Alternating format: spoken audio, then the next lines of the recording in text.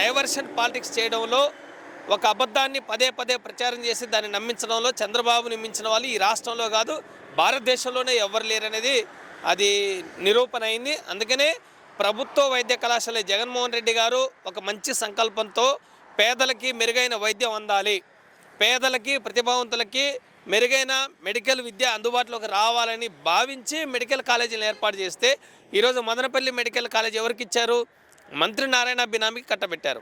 ఈ రాష్ట్రంలో ఉన్న మంత్రులు, ఈ రాష్ట్రంలో ఉన్న చంద్రబాబు నాయుడు, నారా లోకేష్ ఇలాంటి రాజకీయ నాయకులు ఎవరైతే ఉన్నారో వీళ్ళ బినామీలకి ప్రభుత్వ ఆస్తులు దోచిపెట్టడం కోసమే ప్రభుత్వం విశ్వ ప్రయత్నం చేస్తుంది. అందుకనే ప్రభుత్వ వైద్య కళాశాలని ప్రైవేట్ పరం చేస్తూ ఉన్నారు. జగన్మోహన్ రెడ్డి గారు కోవిడ్ 2 ఏళ్ళు ఉన్న మిగిలిన 3 ఏళ్లలో 17 మెడికల్ కాలేజీల ఏర్పాటు కోసం చాలా శ్రమించారు. అందులో 2021లోనే 5 మెడికల్ కాలేజీలు పూర్తి చేశారు.